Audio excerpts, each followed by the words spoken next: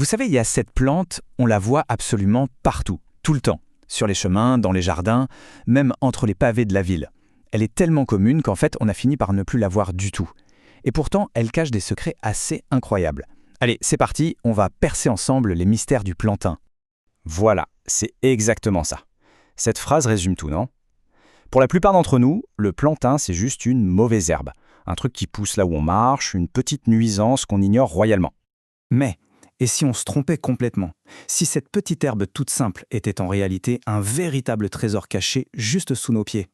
Imaginez un peu, une pharmacie et un garde-manger là à portée de main. C'est exactement ce qu'on va découvrir.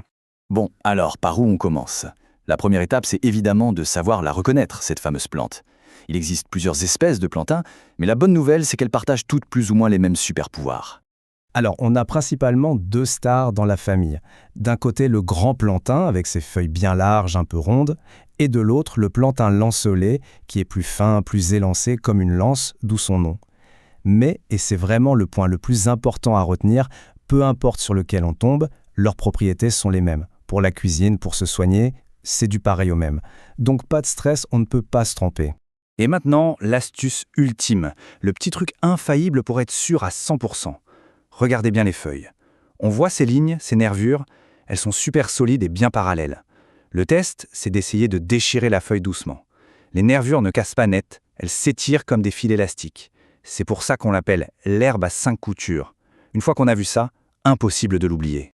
Ok, maintenant qu'on sait le trouver, on passe aux choses sérieuses. Son premier super pouvoir. Et là, on parle d'une véritable pharmacie de trottoir, une trousse de premier secours que la nature nous offre, gratuitement et presque partout. Regardez-moi cette liste. C'est assez fou quand on y pense. Anti-inflammatoire, antiseptique, cicatrisant, il aide même à arrêter les petits saignements. Mais ce n'est pas tout. Il est aussi anti-allergique et expectorant, c'est-à-dire qu'il calme la toux. Franchement, une seule petite plante pour gérer autant de bobos du quotidien, c'est bluffant. Et le meilleur dans tout ça, c'est que c'est d'une simplicité enfantine. Imaginez, on balade, bzz, piqûre de moustique. Ou aïe, une ortie, pas de panique. On cueille une feuille de plantain propre, on la triture un peu, on peut même la mâchonner pour bien faire sortir le jus, et hop, on applique cette petite bouillie verte directement sur la piqûre. Le soulagement est quasi immédiat. C'est le remède de base du randonneur, un vrai classique. Mais attention, le plantain ne fait pas que soigner la peau. On peut aussi l'utiliser en interne. Par exemple, en infusion, c'est super pour adoucir une gorge qui gratte ou calmer une toux sèche. Et pour les allergies, le fameux rhume des foins, c'est un allié de choix. L'idée, c'est de faire une cure, quelques semaines avant l'arrivée des pollens. Ça prépare le terrain et ça peut vraiment aider. Alors, on a la pharmacie d'urgence, mais ce n'est pas fini. Loin de là. Le plantain a un deuxième tour dans son sac. Et celui-là se passe en cuisine. Accrochez-vous, parce que gustativement, c'est assez surprenant. Un goût de champignon. Oui, on a bien lu. C'est ça, sa saveur la plus caractéristique. Une sorte de petit goût boisé, très délicat qui rappelle vraiment le champignon. Et petit secret de cueilleur, les boutons floraux, juste avant qu'ils ne s'ouvrent, c'est là que le goût est le plus prononcé. Un vrai délice. Ok, un goût de champignon, c'est super. Mais là, une question se pose. Ces fameuses coutures, ces nervures super solides, on en fait quoi? Parce que c'est bien pour identifier la plante, mais en bouche, ça doit être filandreux, non? Mâcher des fils, ce n'est pas vraiment l'idée d'un bon repas. Eh bien, la solution est d'une simplicité désarmante. Il suffit de prendre les feuilles et de les couper finement. Mais attention, dans le sens contraire des nervures. On les cisaille en travers. Comme ça, on coupe les fils en tout petits morceaux et hop, ils deviennent imperceptibles. C'est tout bête, mais ça change tout. Et à partir de là, les possibilités sont quasi infinies. Les toutes jeunes feuilles, bien tendres, crues dans une salade.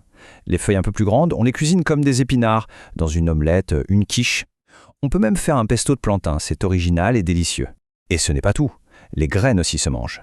Une fois séchées, elles ont un petit goût de noisette, super sympa à saupoudrer sur un plat. Donc non seulement c'est bon, mais en plus c'est une petite bombe nutritionnelle. On y trouve des protéines complètes, ce qui est assez rare pour un végétal, plein de vitamines C et A, des minéraux essentiels comme le calcium, le potassium, le zinc et bien sûr des antioxydants. Manger du plantain, c'est littéralement se faire une cure de bienfaits. Maintenant, sortons un peu de la médecine et de la cuisine, parce que le plantain, il a aussi une histoire. Et quelle histoire! C'est l'histoire d'un grand voyageur, une plante qui a suivi l'humanité à la trace. Figurez-vous que les Amérindiens l'avaient surnommé le pied de l'homme blanc. Pourquoi? Parce que le plantain, qui vient d'Europe, n'existait pas en Amérique avant l'arrivée des colons. Ses graines sont minuscules et quand il pleut, elles deviennent collantes. Alors elles se sont accrochées à leurs semelles, aux roues de leurs chariots, et la plante a poussé partout où il passait. Elle a littéralement suivi leurs empreintes. Et pour comprendre à quel point il est efficace, il y a ce chiffre, 14 000. C'est le nombre de graines qu'un seul plantain peut produire en une année. 14 000! Avec en plus ce système de colle naturel qui lui permet de s'accrocher à tout ce qui passe, on comprend mieux pourquoi on le retrouve absolument partout.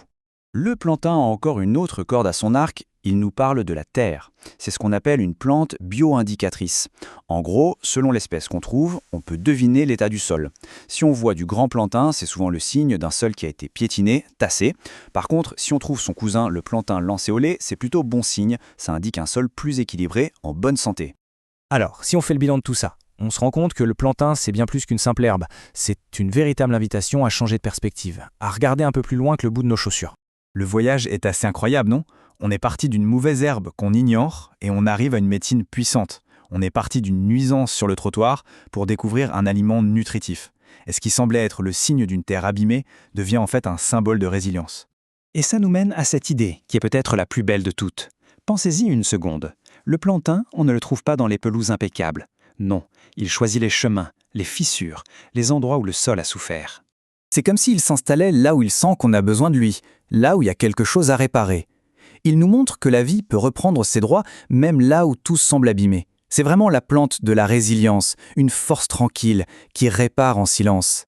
Et tout ça, ça laisse avec une question en fait. La prochaine fois qu'on sortira, qu'on marchera sur un chemin, peut-être qu'on baissera les yeux. Et peut-être qu'on se demandera combien d'autres merveilles comme le plantain on piétine chaque jour sans même savoir qu'elles sont là, juste sous nos pieds, à attendre qu'on les remarque.